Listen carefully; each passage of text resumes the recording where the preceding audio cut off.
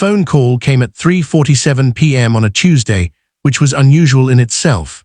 My grandson Tommy never called during the week. He was too busy with hockey practice and homework and whatever else 13-year-old boys filled their lives with these days. But there was his name on my cell phone screen, and I felt a small flutter of concern as I answered. "Tommy, everything okay, buddy?" There was a pause, filled with the sound of shallow breathing. When he finally spoke, his voice was tight, strained in a way I'd never heard before. "Grandpa, don't go home tonight."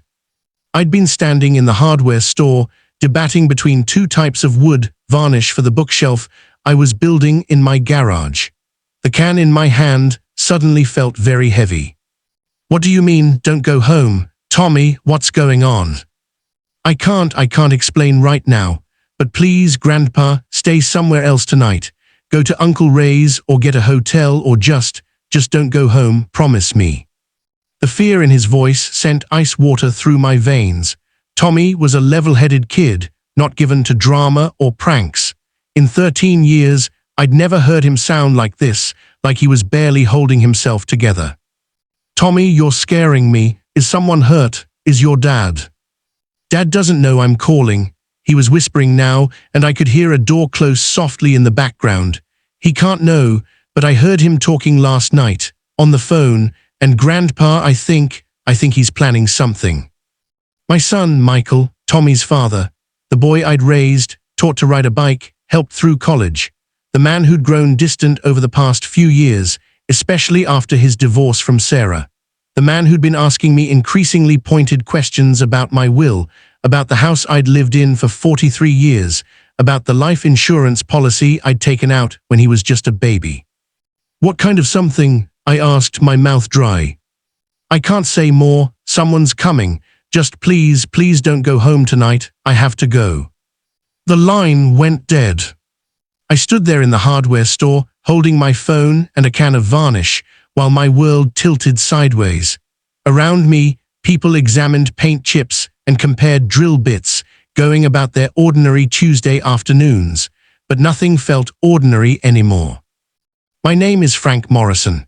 I'm 72 years old, a retired postal worker, widower of 15 years, father of 2, grandfather of 3. I've lived in the same house in Riverside since 1982. I've never been a paranoid man, never been one for conspiracy theories or drama.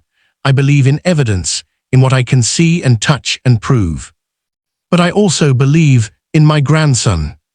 I set down the varnish and walked out of the hardware store without buying anything. My hands were shaking as I got into my old Ford pickup.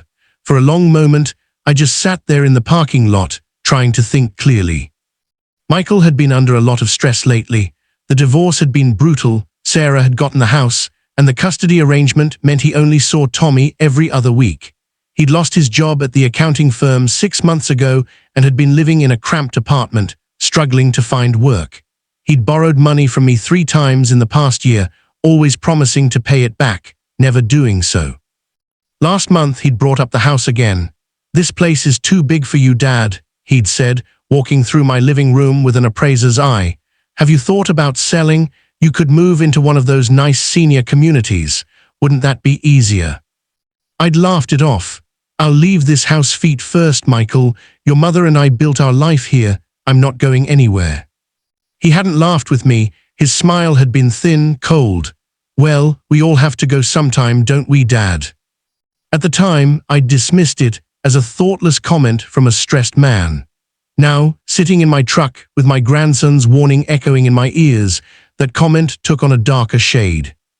I pulled out my phone and called the one person I could trust absolutely, my brother Ray. "Frank, what's wrong? You sound terrible." "I need a favor, a big one, and I need you not to ask too many questions right now." Ray had been a cop for 30 years before retiring. He knew when something was serious. Name it. "Can I stay at your place tonight? Just tonight, probably. I'll explain later, but I need to not be at my house." There was only the briefest pause. "Doors unlocked. I'll put coffee on." The drive to Ray's house across town took 20 minutes. I spent it trying to figure out what to do. Call the police and tell them what? that my grandson had a bad feeling, that my son had made some uncomfortable comments. I had nothing concrete, nothing actionable. But Tommy's voice kept playing in my head, the terror in it, the certainty. Ray met me at the door, took one look at my face, and handed me a bourbon. Sit, talk. I told him everything, about Michael's financial troubles, about the questions regarding my will, about Tommy's call. As I spoke, Ray's expression grew darker. You think Michael would actually hurt you? He asked quietly. I wanted to say no. I wanted to laugh and dismiss it as impossible, but I thought about the Michael I'd seen lately, bitter, desperate, angry at the world. I thought about the way he'd looked at my house, calculating its value. I thought about how he'd stopped asking about my health and started asking about my assets. I don't know, I admitted, but Tommy believes it, and that kid doesn't scare easily. Ray nodded slowly. Okay, here's what we're going to do. You're staying here tonight. Tomorrow morning, we're going to your house together.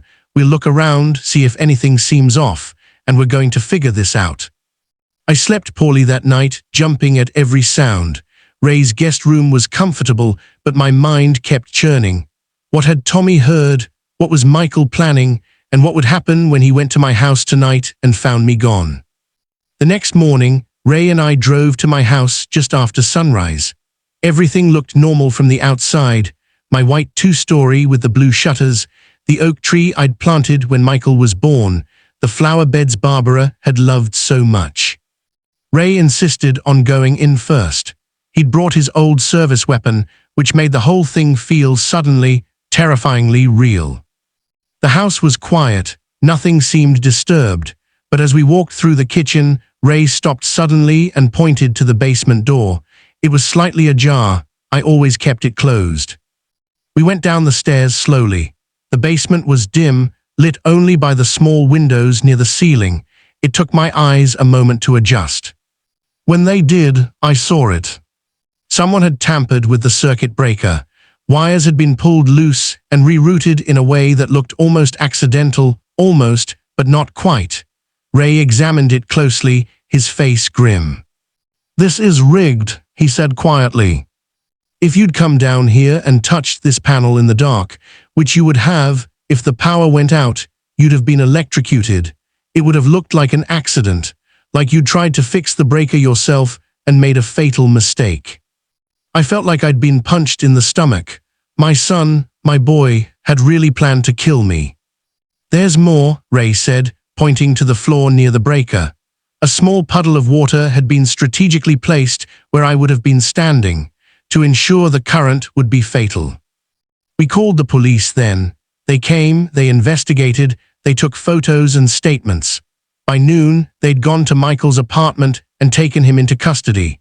They found emails on his computer, researching electrical accidents, looking up home electrical systems, reading about inheritance laws. Tommy had heard his father on the phone the night before, confirming the plan with someone, apparently a drinking buddy who'd backed out at the last minute. That's what had prompted the desperate call to me. The trial was 6 months ago. Michael was convicted of attempted murder. He'll be in prison for a long time. I see Tommy every week now. Sarah brings him by for dinner, and we talk about everything, school, hockey, life. We don't talk much about his father, but I know it weighs on him, the knowledge that he saved my life by making that impossible phone call.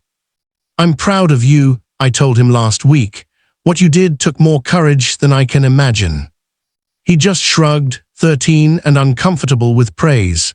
"You're my grandpa. I couldn't let anything happen to you." I still live in my house. The wiring has been completely redone professionally, but sometimes, late at night, I think about that basement, about what would have happened if Tommy hadn't called, about how close I came to walking into my own house and never walking out.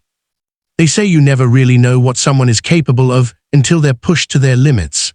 I learned that the hard way, but I also learned something else, that even in the darkest moments, when someone you love becomes someone you can't recognize, there can still be light. There can still be that one phone call, that one warning, that one act of courage that changes everything. Tommy saved my life, not with strength or violence or anything dramatic, just with a whispered phone call and 4 words, "Don't go home tonight." Sometimes that's all it takes, sometimes that's everything.